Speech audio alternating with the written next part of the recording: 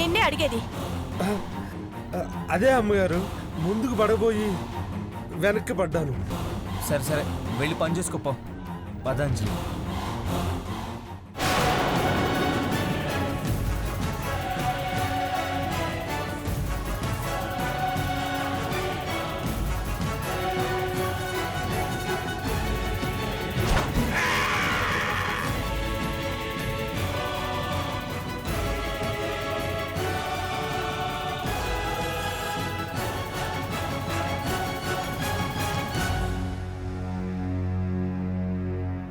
సిరి,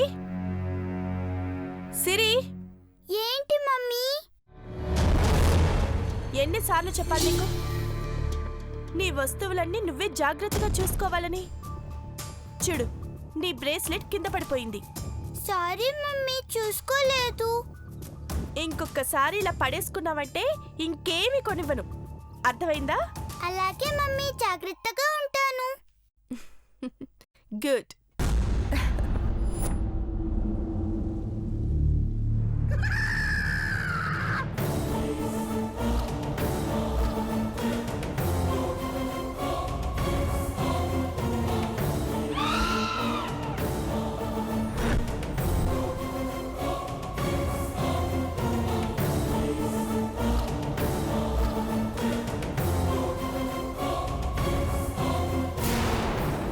ఏదో జరిగిందని అర్థమవుతుంది, కానీ ఏం జరిగిందో తెలియటం లేదు. ఏయ్, నువ్వు నా మీద పడ్డావు కదా,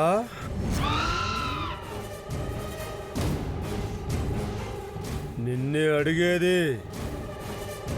నువ్వు నా మీద పడ్డావు కదా,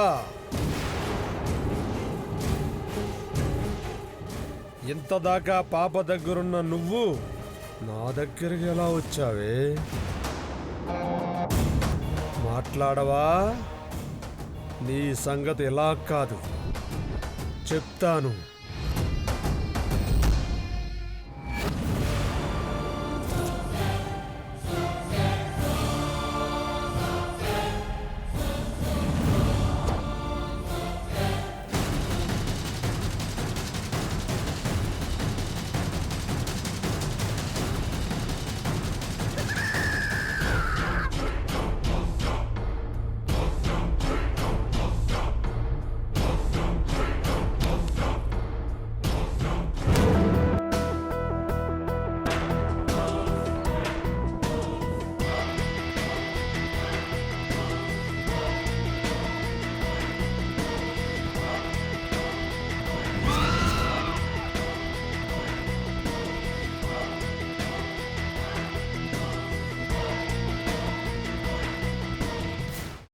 అమ్మా, అలాంటి వాళ్ళది నిజమైన ప్రేమ కాదు, అది వ్యామోహం.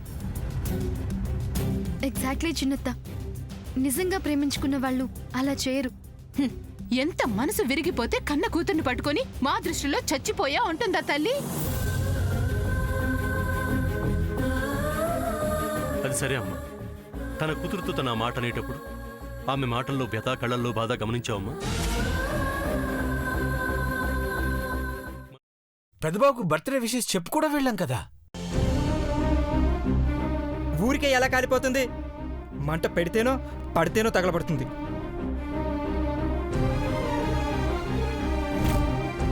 కరెక్ట్ చిన్నబాబు, నీకొచ్చినట్టే నాకు డౌట్ వచ్చింది. పార్వతే షర్టును తగలబెట్టిందనుకుంటా.